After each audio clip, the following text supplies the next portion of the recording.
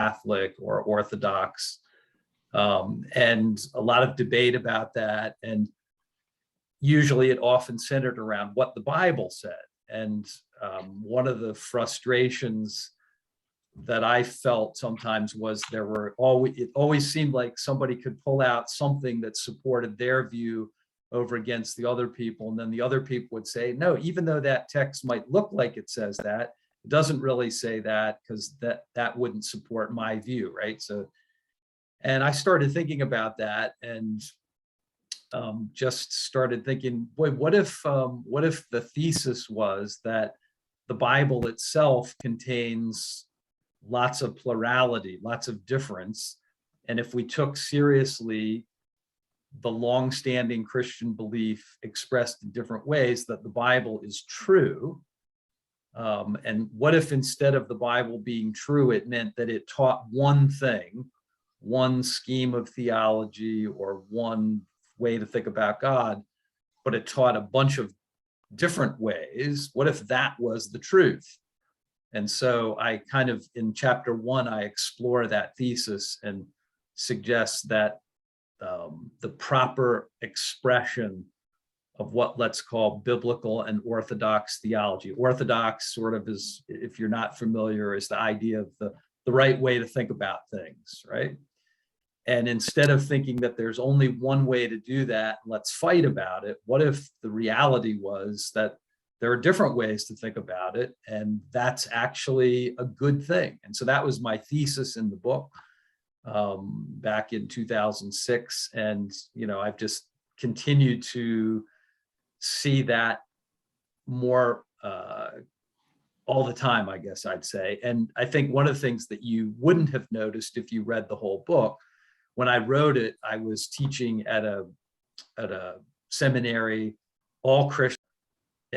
That's a big, okay, we're recording again. So that's what I wanted, what I want to say, that I think as a Christian, and other traditions believe this as well, that there is some form of ultimate truth. And I would say this, and we can maybe argue about this if you want to, but there are some things that are true for everyone, whether they believe them or not. And we could talk about maybe what we think some of those are. From the Christian tradition, I look to the teaching of Jesus, not so much what the tradition has said about Jesus, although I would be happy to affirm the divinity of Jesus myself as a Christian. I know there are some Christians that don't believe in the full divinity of Jesus. And obviously there are people in other religious traditions that don't see it that way. But I would still want to say that it's the teaching of Jesus that is authoritative. So if you look at Islam has a very high view of the teaching of Jesus. They don't consider Jesus divine. Many folks in the Jewish tradition have a very high view of the teaching of Jesus, insofar as it actually reflects much of the Tanakh, the Hebrew Bible, even though they don't see Jesus as divine. So it's those are the things that I would want to focus on. Kelsey asks, what was it like for you to challenge the Orthodox and some traditional notions of orthodoxy? And my answer to that is why I'm not still teaching at the seminary that I was teaching at before. And it's why there was a guy who was president of an evangelical seminary in Boston, who for a time in the late, I guess, 2010, aughts, so sort of after this book was published, who was literally going around the country preaching in different churches that I was the most dangerous man in the church. And I remember seeing him and saying to him, come on. I mean, you may not agree with me, but I'm saying that we're called to love all people and live in peace and harmony, kind of like what Jesus said.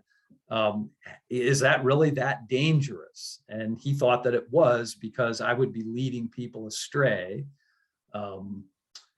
He felt like I had enough of the veneer of that traditional classic Christian faith that people could be sucked in by what I was saying and then think that People in other religious traditions and stuff were also okay, and that sort of thing. So I left that school. It was an amicable parting.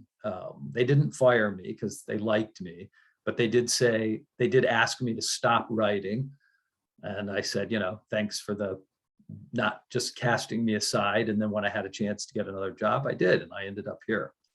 So that's kind of my story, and kind of where I'm coming from. And I think I'm happy to entertain questions in the chat, or thanks for the congratulations. Best move I ever made. So last week, actually, I was invited to Asbury Theological Seminary, which is in Wilmore, Kentucky, a Methodist school, has about 1,500 students, and it's one of these big evangelical schools, and shared some of this. And they treated me well, but they also, there were some awkward moments. And as I was leaving, I thought, I appreciated the hospitality of these folks, but I am so glad that I am not in that world anymore, because some of the things that they, feel like they have to believe, I just think are really problematic. So I'm glad to be at Second Presbyterian Church. I'm glad to be an affiliate faculty member of theology at Christian Theological Seminary. And there it is. Yes, problematic and deadly. And that becomes the problem. I often say that you don't have to listen to the defenders of absolute truth very long before you realize that they not only believe in it, they know they have it. And they are prepared to use it against you or anyone else that thinks their view of things is wrong. And, God help us if those kind of folks get power. So it's like a Black friend of mine, Black theologian, said, if you're a racist, that's your problem. If you're a racist with power, that's everyone's problem. And so that's, I think part of what's going on even in our country, as some folks of that persuasion, that absolute truth persuasion that they have it and everybody else is wrong and bad, are seeking power. That I'm beyond, that makes me nervous. So anyway, I think, again, open up. I'd love to hear your voices and have a conversation. If there's stuff that you didn't like in what you read or what I've said, or things you want to challenge, maybe not because you disagree with it, although it could be that too. Let's talk about that. And the time is yours. Go ahead, Eli. You've raised your hand. Yeah. So I'm thinking particularly of your comments on nationalism in Germany. And I wondered, particularly thinking of chapter 13 and the concept of the many and the one, how we find this unity in mission and unity in Christ with the hard right evangelical church that is promoting nationalism. Yeah. That's Trumpism with a Christian tinge. How does that relate to these two sections, I guess, in your mind? Yeah, well, so I'd say it this way, that from my perspective, part of the mission of God is inviting everybody to participate in this vocation, this divine vocation, if you will, even when they are our enemies. And so I think of several stories. I think of a story as an example, because some people think, well, we don't want to have anything to do with those people. So I don't know how many of you know the son of David Duke, whose first name is escaping me. David Duke used to be, he may still be, but I don't know that, but he used to be the imperial wizard of the Ku Klux Klan. And he taught a gospel of hate very openly. And he had a son who imbibed his father's teachings and went to university And at university, he ran across a Jewish student who hosted a weekly Shabbat dinner. And this Jewish student invited David Duke's son to Shabbat dinner and said, let's get to know each other, let's share our ideas. And some of the folks who normally came to his Shabbat dinner said, if that guy's coming, I'm not coming. He's a hate monger. And the student held his ground and said, no, I'm inviting him because this is an open table. And if you know the story, that over a course of their relationship, I wish I could remember his name. He's written a book. I'm blanking. If somebody remembers it, it's David Duke's son, but he moved away from that. He left that and is now going around the country, exposing that white supremacy in white supremacist contexts and with some success. And the start of that was because somebody loved him enough, even in the midst of his odious views, to welcome him and invite him to, into a relationship and a genuine caring relationship. I'll tell one more quick story, and I really apologize that I don't remember the names of these folks off the top of my head. This guy had a very common name, but in the aftermath of January 6th, you could probably Google based on the description I'll give you and find this, but his name was Keith Johnson, just came to me. Keith Johnson worked in the Obama administration, and he produced a report on white domestic terrorism, which was leaked to the media, and he was forced to leave the Obama administration because we're not supposed to be talking about stuff like that. We can talk about Islamic terrorism, that's okay, but white domestic terrorism, not okay. So he left the administration. He's continued to do his work. And in the aftermath of January 6th, he popped up in the news because he was an expert in this area. And so he talked about these groups and how dangerous they were. And somebody asked him the question, what do you think we can do? How can we stop them? How can we change them? And he said, I've been studying these groups for 2 decades. The only thing I've ever seen that works is when people love them.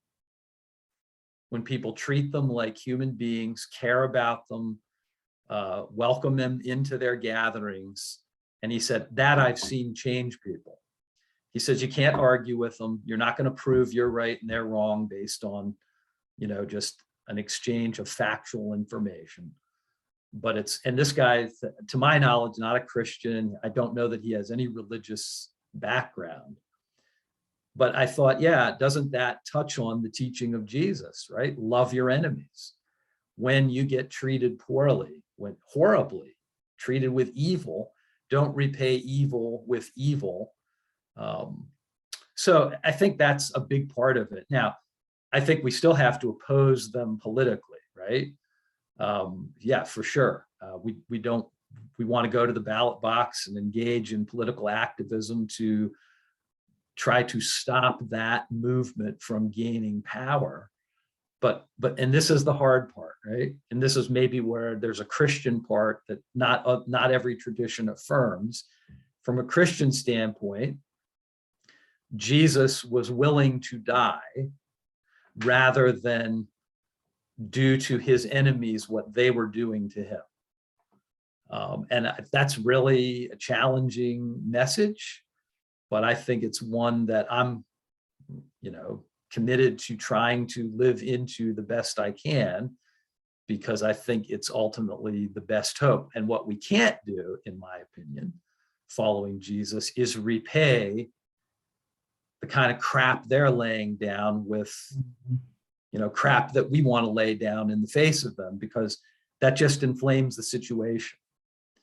And so ultimately, I would look at the cross, which we're getting ready to celebrate here in Easter, and this submission to the powers as Jesus' invitation to say, somewhere we have to break the cycles of violence. If we just, if I repay your violence with violence, it never ends. Right. So that's the last thing I'll say, because sorry, it's a long-winded answer, but Martin Luther King Jr., one of my heroes, and probably a lot of ours, famously said, and you've probably heard this, darkness can't drive out darkness. Only light can do that. Hate can't drive out hate. Only love can do that. So that's what we have. That's what we have to do. That's the calling, in my opinion.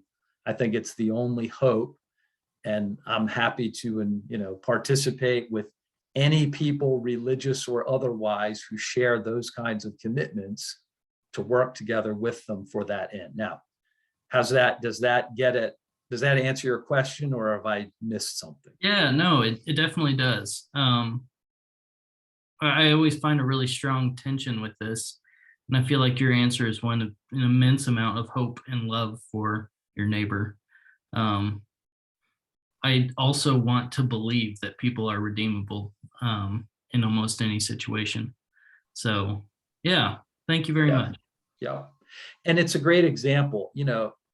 I wanted Hillary Clinton to beat Donald Trump in the 2016 election. But when she said that some human beings were deplorable and beyond redemption, I just thought, no, you can't go there. I mean, the day we go there, we're going to just live into the same cycles. And I see that, in the side of the political aisle that I prefer. I see hate starting to well up in those contexts. And I just don't think that's going to be our solution. So thank you. Yep. Let's see. I'm getting to the chat. Somebody posted a link. Helene did. Thank you. That was me posting about David Duke's. Oh, great. Yeah. Thank you. Yeah. Appreciate that. Yep. Okay. So other Next comments, question. questions? Maybe somebody. I can don't call on somebody. I'll leave that to you.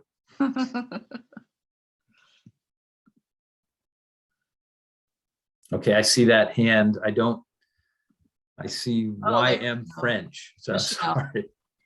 Go ahead, Michelle. Michelle. It's Michelle. I guess while I was reading, I just wondered, and maybe you're not ready to go there yet, but is there a sequel which maybe broadens the I guess the span of people who are brought into this circle and lessens the number of other in the world as far as Christians are concerned? There it is. Not written by me, but it's a great book. Let me just say, Helene, you might want to say what that book is in case they couldn't read it in the screen, or maybe it's a sign for this class. Yeah, Divinity and Diversity. It's what we're reading for next time. Great. So I love having the introduction. I love the way that we set up your discussion and then move into Suhaki. So I'm hoping that people are thinking just like Michelle are thinking. yeah. I've seen this kind of, and I always reach this point. I mean, this is for Dr. Russell more than anything, but I reach this point in the semester where I want it to end, but I don't want it to end because I've just reached that point where my mind has blown, but then everything kind of settles back in my head, and where I'm seeing the progress over the semester of where we started with our embedded assumptions, and then in this gradual unfolding. So maybe we could have a class part 2 or something. I don't know. There you go. It's called systematic theology. There you go. There it is. Although you got to agree with me, Helene, that systematic is not a good way to talk about that, right? Do you still like that label? No, I actually, it's kind of more constructive theology, but that's what it's always been called. So, I think it's important that we deal with certain topics that still need to be addressed. that systematic theology addresses, but, you know, I'm not, it's, you know, we basically don't, we do talk about method, we do talk about the Trinity, basically, you know, Yeah. but we talk about the church in relation to the Holy Spirit, but. Yeah. Yeah, I've become like, and I'm sure we're on the same page. I've just, that language of system has so often been, and you know this, but in history, to say there's one right system, and I just think, yeah, I want to get, when I was at Asbury last week, that's the big thing I said to them. You got to get rid of that language, because I think it leads us, you know, they were Methodists, so they want Wesleyan systematic theology, which, you know, is one amongst many. Anyway. Well, and Wesley was such a systematic thinker, right? I Right. mean, he's got one system. Yeah, exactly. He's got so much, right? Yeah. That's why we all need to become Bardians, right? Anti-systematic No. I always have, sorry, folks, that's inside baseball. I'll stop. Yeah. So other questions, thoughts? Did you want to say anything more about Michelle's question about moving to be more inclusive of other kinds of diversity beyond Christian? Oh, I'm there. I'm thinking about what I just finished a book called Missional Theology, an introduction that tries to take, so the book you read is really chapter 4 of that book. So I basically look at chapter 1, it's a short book, 190 pages, easy to read if you've been to seminary, I think. The first chapter says, and it's again, still from a Christian perspective, but it broadens the frame. So what are the purposes of God? What are the purposes of the church, the Christian church, as a community that wants to participate in those purposes? What does theology look like that is faithful to those purposes, not systematic theology? And then the plurality, the multiplicity piece, and then the sort of solidarity piece. So I wonder whether I should, because some of you may know, Abingdon has made the book that you're reading, you can't get it in a hard copy anymore. They're not printing them anymore. You can still get it, what Helene has, but you can still get it on, digital copy. But I'm actually wondered whether I would like to buy the copyright back from them, since they're not printing them anymore, and redo the whole thing and push the argument further. So I'm thinking about that. But yeah, so I think, yes, I think I would want to see this as a template for the whole world, and not just to think about it in Christian terms. But I also think in a country that's dominated by Christianity, it's really important to make the argument on Christian terms, because I have a friend named Doug Padgett who's working for an organization called Vote Common Good. And they're trying to have an influence in the political arena. And one of his comments is, if the United States of America is going to make the turn we are talking about, Christianity has to be a major part of that. We have to make the case to people that are committed to that tradition that this is not contrary to that tradition. And so part of what I continue to want to work at is for people who are committed to the norms of the Christian tradition and the Bible, is to say, if you're committed to those things, you should move in this direction. Elijah, I saw a hand go up and then it went down. I don't know if that was a new thing or. No, that was it. Yeah, that was the clap emoji. I'm encouraging you to buy it back and do it again, because I'll read it again. Okay, thanks. I think it's important that there is a book that talks about Christianity and its pluralism.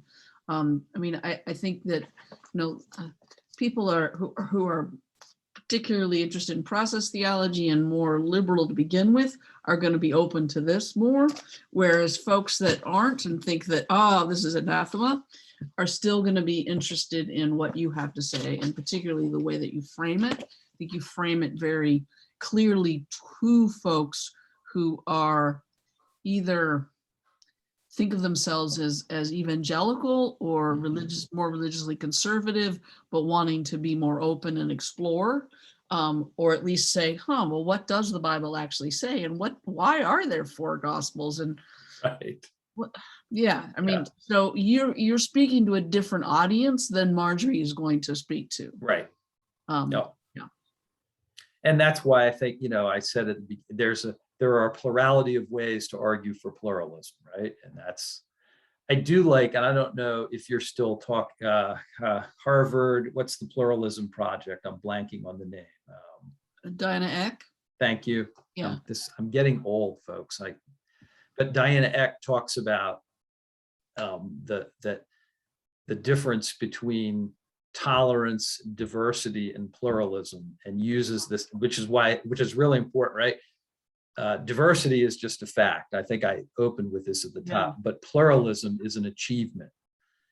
We have to work for this to function the way I think God intended and the way we hope that it will function. We actually have hard work to do, getting to know each other, and learning about other traditions and ideologies.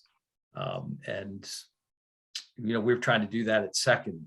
There's a great book, if you know the book by Barbara Brown Taylor called Holy Envy, which talks about what she as a Christian has learned from other religious traditions. Beautiful book. And the kind of work that I think we need to be doing to pursue this agenda. So, yeah.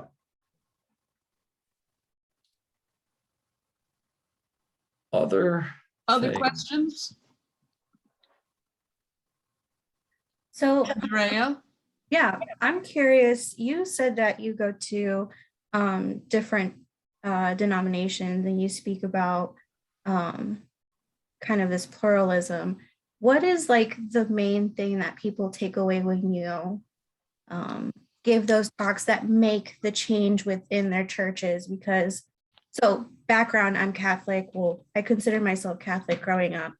And I don't know if you know of Dr. Edward Shree. He talks about moral relativism. And basically, if you believe that all truths are the truth, then you're not Catholic, Right. It's so like black and white. And I'm just curious what those different denominations that you're visiting, how they think and what you've seen change. Right.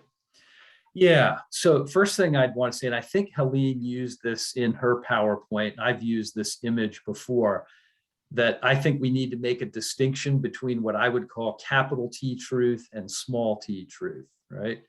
That's really important. And so small t truth is a way of saying that all the truth that we as human beings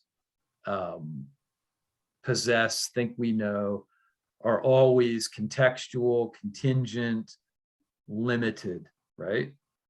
But that what I believe a small t truth is, right, because that's all I can talk about, is that there is capital T truth.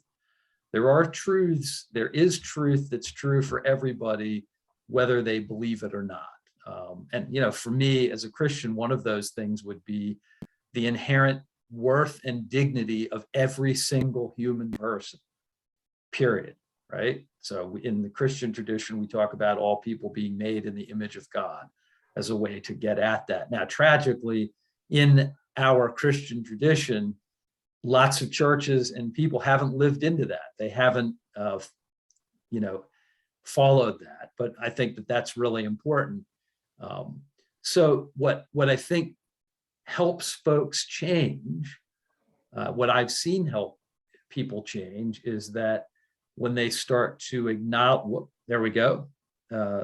is when they start to acknowledge their own limitations and the diversity of their own traditions. So I was with the evangelical Methodists last week, and lo and behold, they have differences amongst themselves for all their talk about the Wesleyan systematic theology and the so-called Wesleyan quadrilateral, which says the four sources for theology are scripture, tradition, reason, and experience, somebody in that room was willing to say, yeah, there are days when I think the Wesleyan quadrilateral is from the pit of hell. Okay, that was great. That was an opening for me to say, yeah, and other people like it, and some people have different nuances on it. And isn't that a beginning of saying, rather than thinking our goal is to figure out who the one right person is, could we instead say, yeah, there's value in some of these different ways of thinking, and we don't have to say that the ones that aren't ours are from the pit of hell. So I've seen that move some folks. Yeah, there it is.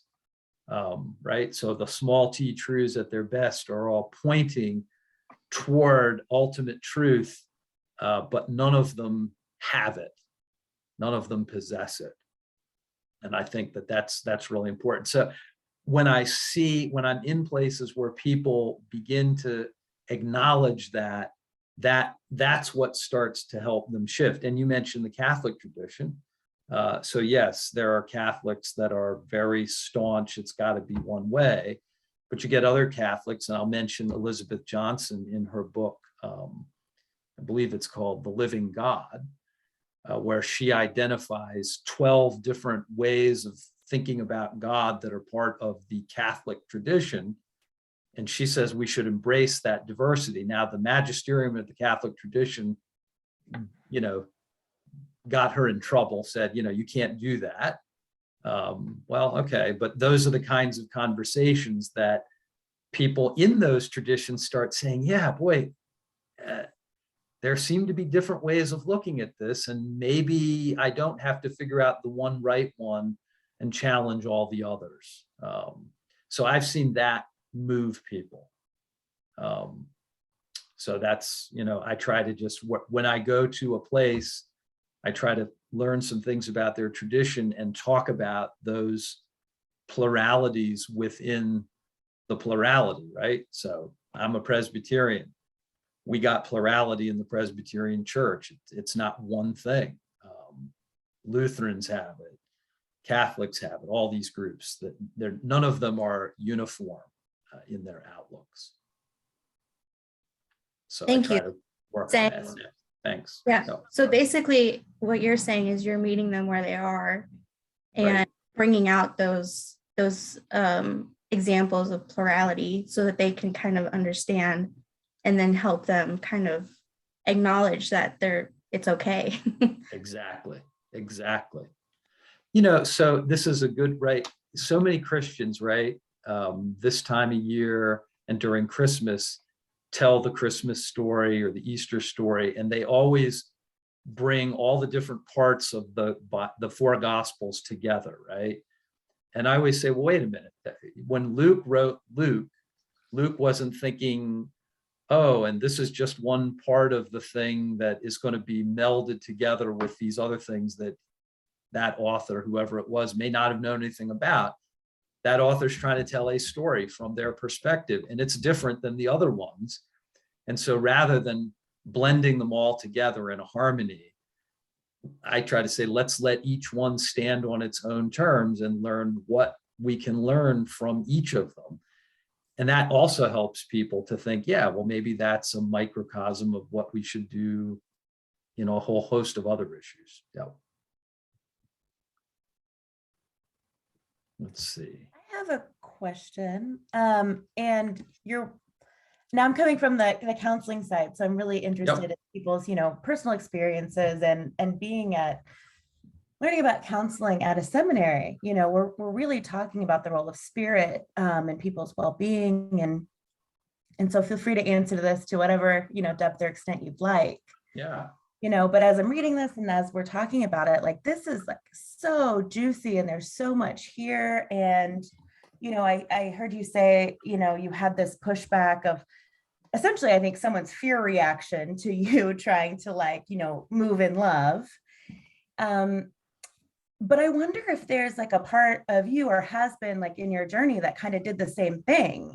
I'm wondering as you're your faith expands, and as your mind and heart expand,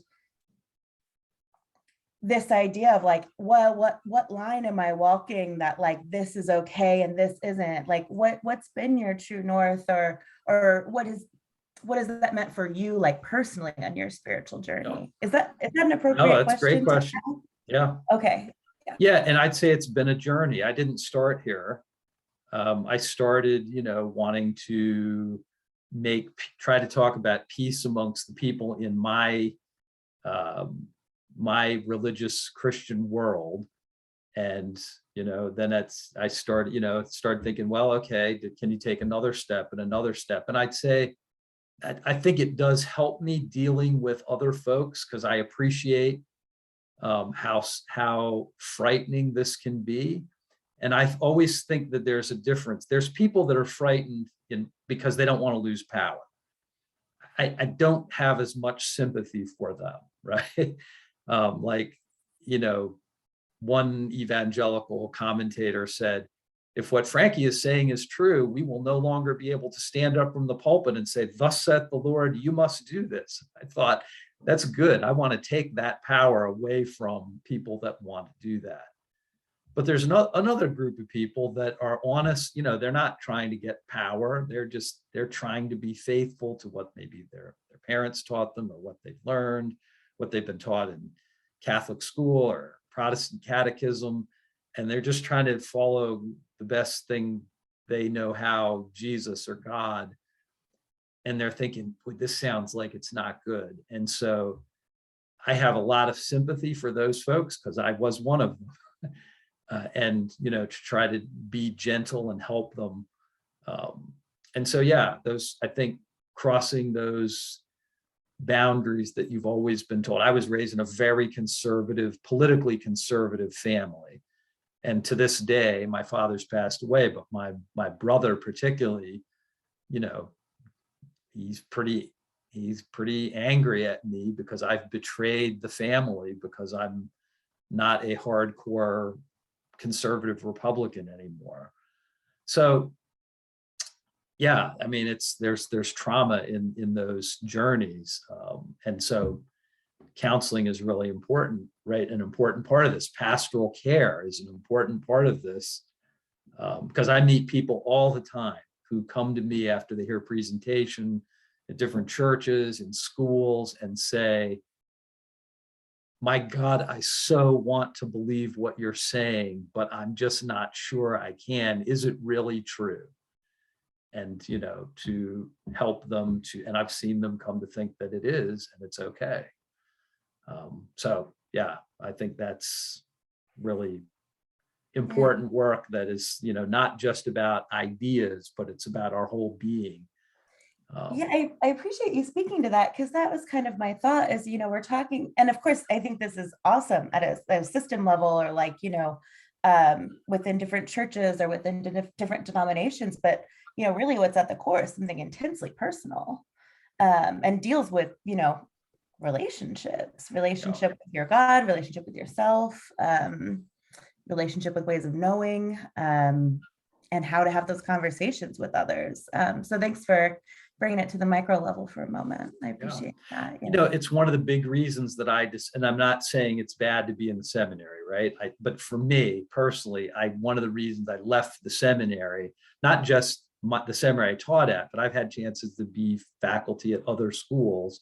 And I thought, I like being in the church because there's a more holistic, and again, not knocking seminaries, right? CTS is great, counseling center, but in church, there's a more holistic pastoral care side and mission activity side and feeding people and caring for people and enacting all of this, that sometimes I could feel when I was in the seminary teaching that it was just a little too heady and maybe didn't address all the things that I felt I wanted to be involved in addressing.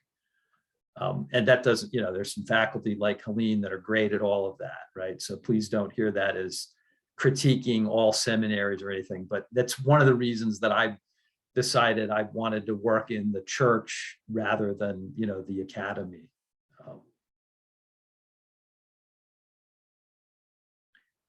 I don't know, how much time do we have left, Helene? Are we about done? Maybe about 10 or 15 minutes. I'd Okay. love to hear from a couple of the other students.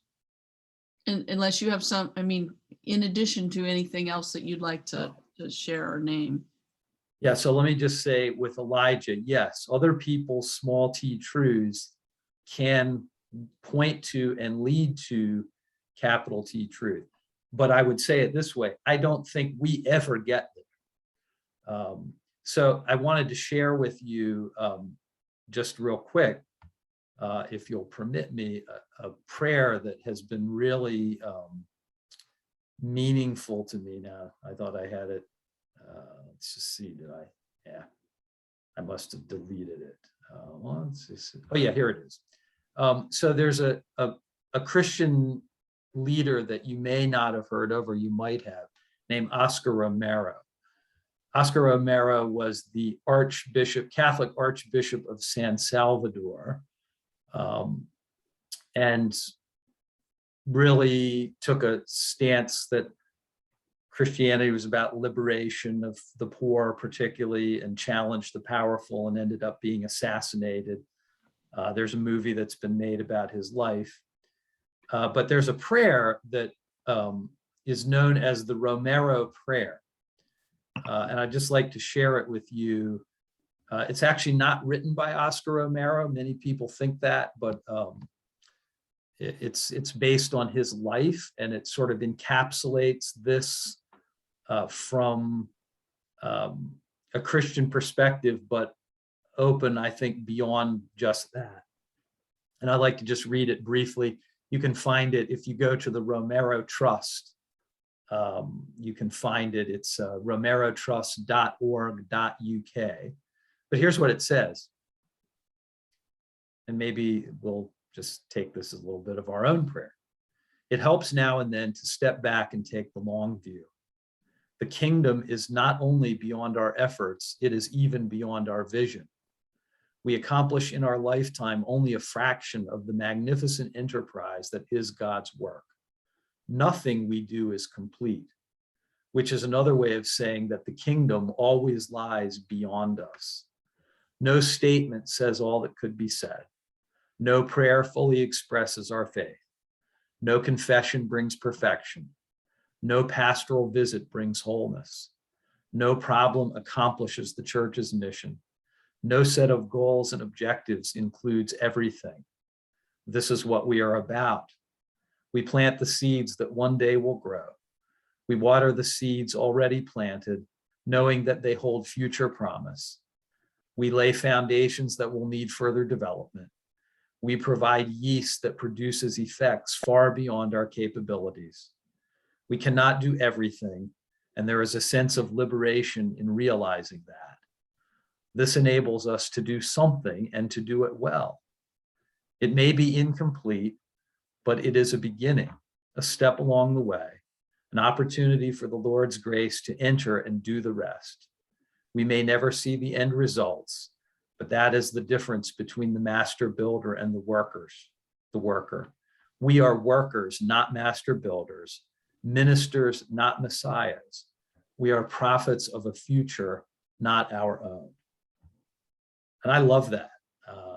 That just encourages me when things look dark, that they've been dark before, but we just keep, doing the best we can. And it also reminds me, and it gets to your question, Elijah, that none of our small t's ultimately arrive, right? They point in the right direction if they're really small t's, but they're all limited. So somebody asked me recently about my own, this whole framing that I'm talking about. I said, yeah, it's still a small t.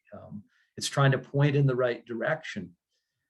And I think that's really important because we're so into, and especially in churches, critiquing everything. Oh, this isn't right. That setup didn't quite capture this, that, or the other thing. And I think we always try to do our best, but it really helps, and it's liberating, like the Romero Prayer says, to realize that we're never going to nail it. We're never going to get it just perfect, but we can point in the right direction.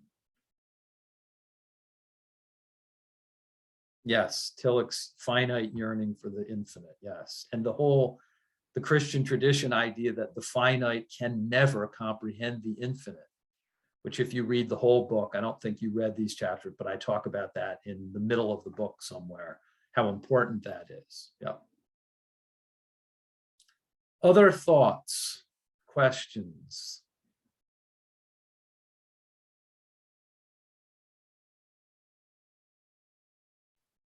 I wanted to thank you, Dr. Franke, for speaking. Oh, and then Stacy's got a question. I'm looking forward to that question too.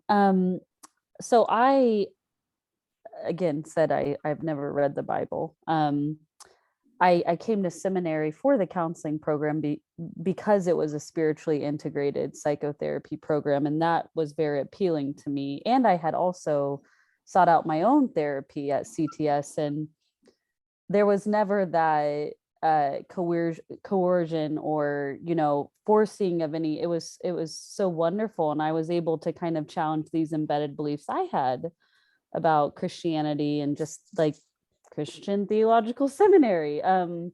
Right. But you know, I'm coming from, I've been I've been doing social work for the past 8 years. So I've worked in various realms like domestic violence, sexual assault, pregnant women struggling with heroin addiction. I've worked in community corrections, doing trauma recovery groups, and I've had a really hard time getting behind some of these things because I look at the world in such a systems way, because some of these issues that people are facing cannot be solved with scripture and even the teachings of Christianity. Some days I ask myself, can we recover from the harm that the religion of America has created for so many people? And it's terrifying when you're out there and you see the generational harm, in the spiritual harm that people are told that inner critic inside of you is God. And so it's just, I really appreciate you just kind of being honest of saying like, that's why I left seminary. And I haven't found that here. It's been such a wonderful experience for the most part to be at CTS and have people kind of challenging their own set of beliefs in a way that feels safe. But yeah, it's just been hard because I'm very much in policy, and I believe that to change these systems of harm, that real people are dying. I always say, well, Aaron actually turned me on to this. Bad theology kills, and it does. And it's killing a lot of people right now. And so that's why I feel like to do this work, the social justice piece has to be, and this isn't telling someone that they need to be passionate about social justice, but I really do believe, that's a belief of mine, that for things to really change and maybe be better and for people to have better circumstances, like we have to look outside even of the church. Because it's almost like, in a sense, especially with my church experience, it was like hoarding resources, and only certain people could get to those resources. And there was only certain support provided to the people that were going to agree to these conditions of, and I've worked with a lot of people with cult trauma. And I mean, we live in Indiana. I think socially, like social location is important of like where we're at. So yeah, those were just a couple thoughts, and I just appreciate you speaking truth to power. I think it's difficult sometimes, and there's a lot of fear behind that of like, what am I going to lose if I say I just don't think so? Yeah, thank you.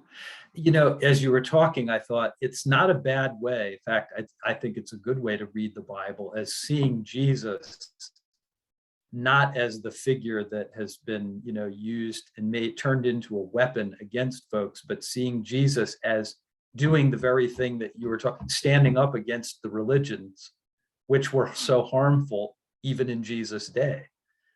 So I think,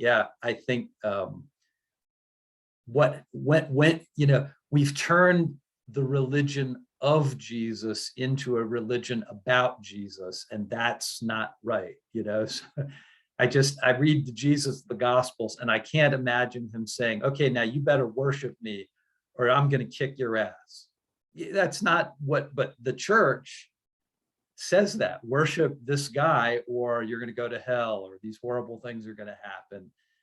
And, you know, in direct opposition to the teachings of the one they're holding up. So, yeah, I think you're exactly right. And I think hopefully the best churches are trying to recover the ways that Jesus is actually challenging the institutions. And I'd say that of my own church, Second Presbyterian Church. I think we do a lot of great things, but there are ways in which we are a religious institution that needs to be challenged and reformed so that we're more faithful to the teaching of the one we say we worship.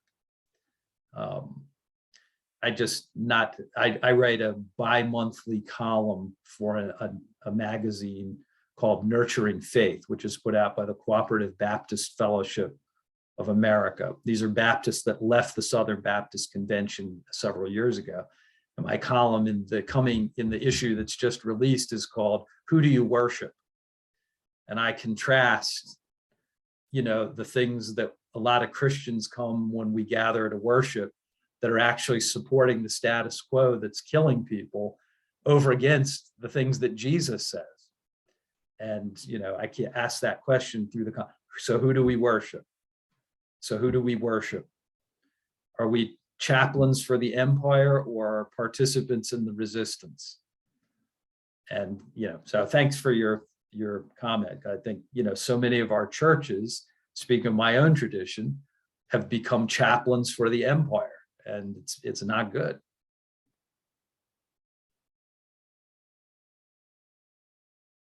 And maybe I am a little jaded. I mean, I've worked in, that's what I'm saying is like there, I've been in some really scary situations with some diehard Christian, and I think there's a world that I don't really want to know.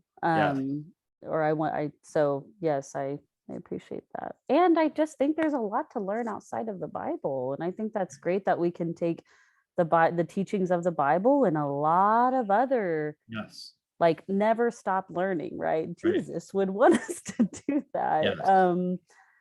To seek information in every corner, you know, and to really branch out. Yes. What do they know? What do they know of the Bible who only the Bible know? Yeah, precisely. Yes. By the way, I'm jaded and cynical as hell because I've seen a lot too. And, you know, that's why I love that Romero prayer and things like, because it keeps me going. You know, you could talk to some of my colleagues at church, you know, there are days when we just think, do we just have to blow the whole thing up? Well, that's not going to happen. So we keep working, but yeah, it's a big challenge. It does remind me of Reinhold Niebuhr's a quote from him that says, we devote our lives to changing the world, but nothing worth changing, nothing worth devoting our lives to change can be accomplished in our own lifetimes. Yeah, it's exactly. I think that the Romero prayer speaks to that same thing. I mean, a friend of mine said, you know, any vision that you can accomplish in your lifetime almost surely didn't come from God. Stacy, did you have your hand up too? Yes, I did. So I have a question. You had mentioned earlier that there was no religious community that had the dibs on truth. And then in your reading, you mentioned that there was a historic Christian faith, a set of values and principles and beliefs. Have you seen that across the board, you know, as you've ministered and you traveled to different denominations, faith communities, or just people in a community? Have you seen a set of values that are consistent or beliefs? Yeah, so you definitely see things that seem to be common in different traditions. So that in that chapter, the focal point is that in spite of the claims that there are the one true faith. That hasn't been part of the history. But I think, yeah, you look for commonalities, and I do see some. So in my world, right, one of the things that you see all the time in the church is the confession that Jesus is Lord. I don't know any Christian church community that doesn't say something like that. There may be one, but when they ask what that means, then things get very different pretty quickly. And so you do find some commonality, but you also, when you probe underneath some of that, you often find that there's still a lot of difference in what is meant. So, I think for me, what I always ask is, at second, where I minister, who do we say we want to be? And is that as faithful as we think we can make it to the way of Jesus? And then how are we doing at that? Rather than asking the question, how is it supposed to be for everybody? And are we getting on with that? But who do we want to be? So we say that we are a welcoming community of faith where Jesus Christ transforms lives. And the question we have to ask ourselves is, how welcoming are we? How does that transformation occur? And what we've found, if I can speak candidly, is we're not as welcoming as we thought we were. We just had, we hired, I don't know if I should say this on the recording. I won't, but we continue to have to grow into the very Be that same thing as, you may have, or that you feel is the truth, right? right. Yep. It's an ongoing, we're all works in progress, right? I was raised Presbyterian. I was baptized in the First Presbyterian Church of Evansville, Indiana on Easter Sunday, 1962. Don't do the math, it's depressing. But I was confirmed, in the Presbyterian Church. So I feel like God put me here, and I'm going to work at it until they kick me out, which they're not going to. But there's days when I just think, yeah, it's depressing, right? Some of our history, and as somebody said, doing that in Indiana is a challenge, because I did not realize this until recently. There's going to be a new exhibit at Connor Prairie, if you know about that, on the whole history of Indiana in relation particularly to Black folk and slavery. And I didn't realize that, I believe it's in 1852 or 1851, the Constitution of the state of Indiana forbade any Black persons from settling here. Like, if you were already here, you could stay. I don't know why you'd want to, but starting from 1851, it was not legal.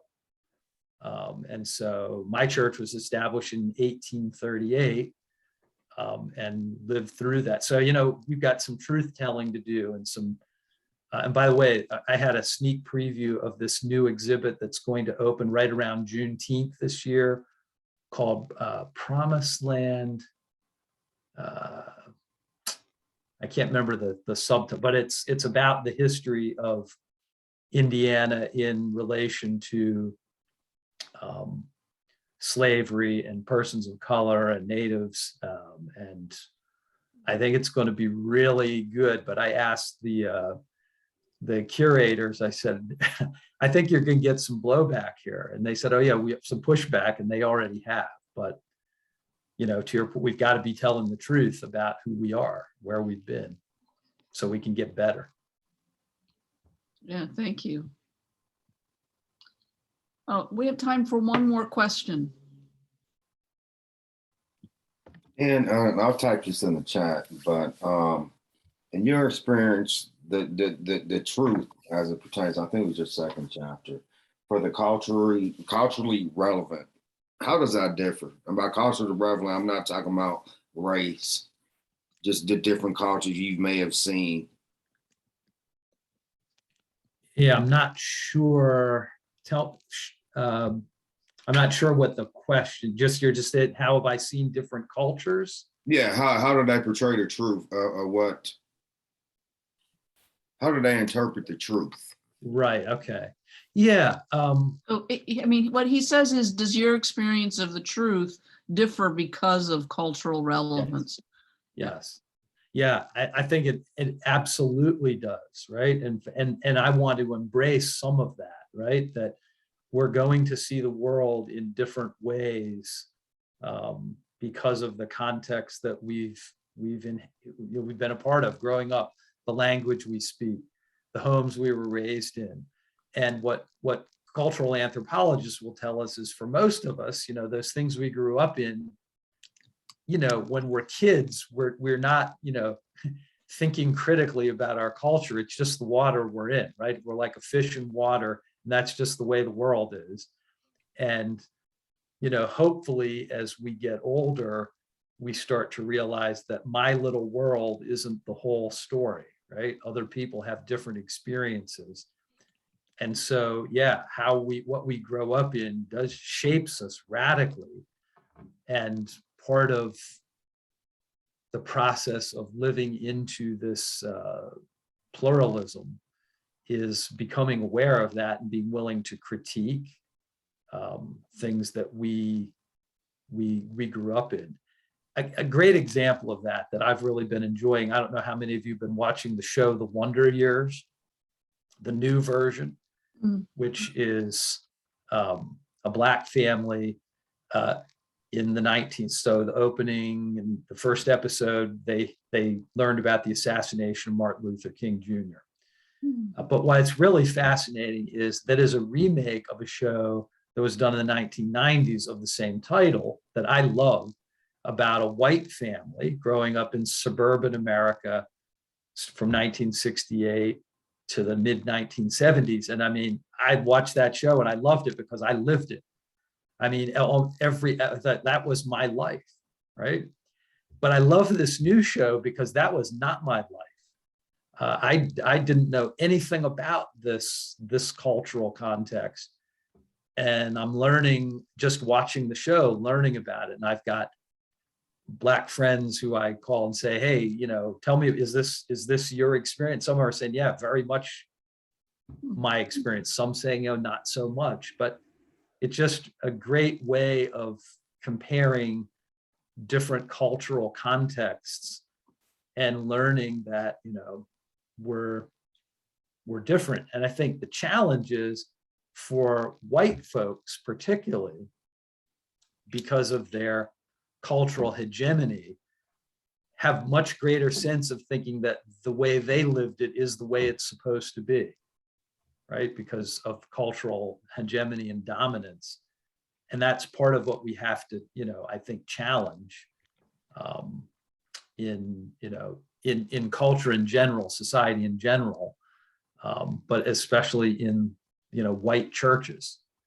So. Thank you, Dr. Franke. Oh, I Go actually ahead. had a question. Yeah, go ahead, Danielle. Yeah, so I was, a lot of great points, in the book here, especially around the peace, unity, and plurality. Whew, couldn't get that out. And then the point that you made about plurality having pluralities, which is absolutely, there's layers to it all. I think what I'm still wrestling with was the piece that you shared about the son of the KKK member, also adjacent to the later story that you just shared about the young lady who had to leave, I guess, the institution or church that she was at.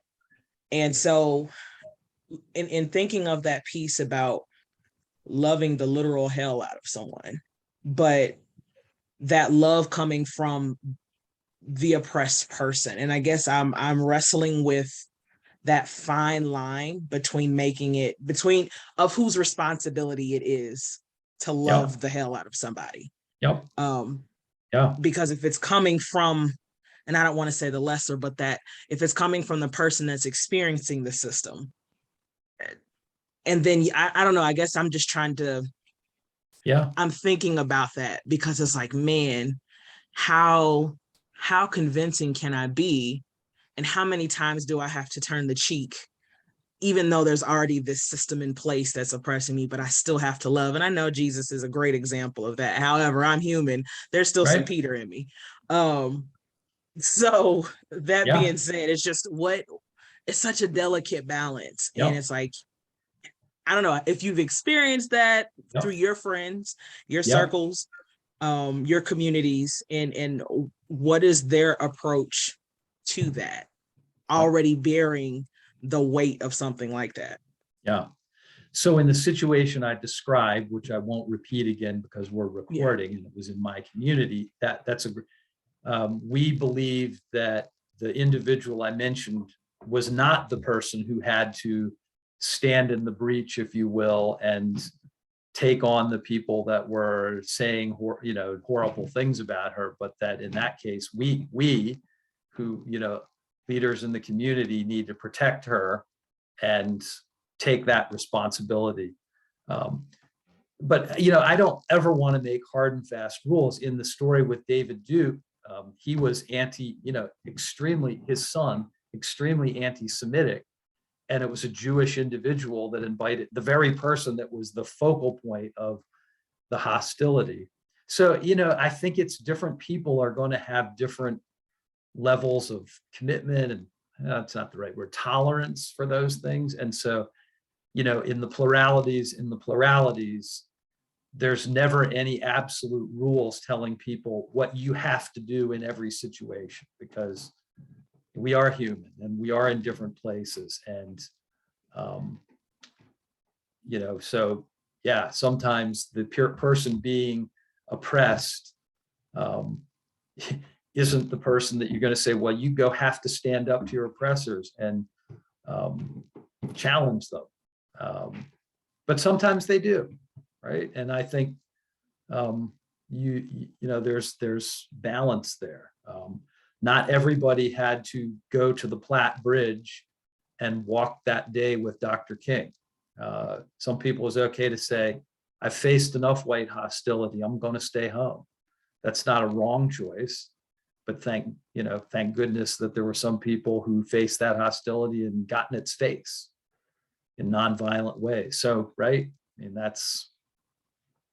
we all have to make those choices. So yeah, I would always say we need to not go to places where we're telling other people what they have to do. The question for me is, what do I feel I need to do?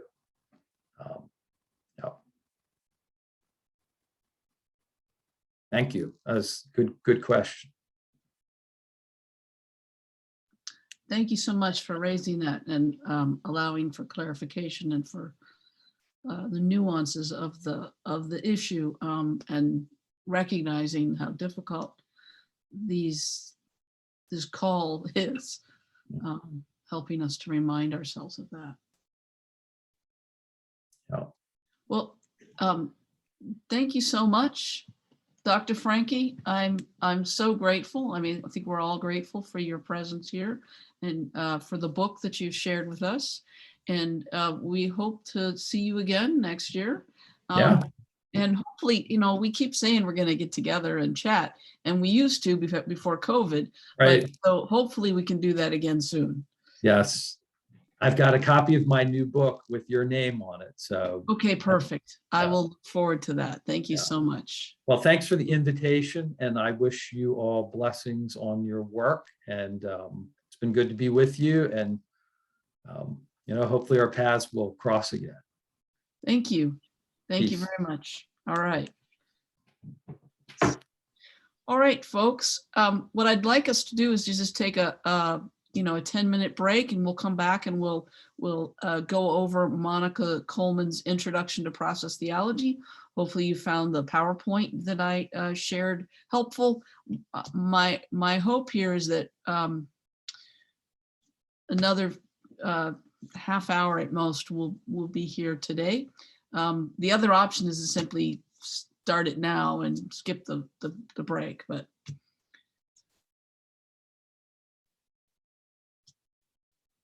break. I'm not seeing any. Okay, how about a 5-minute break? And then we'll come back and we'll, maybe a half hour,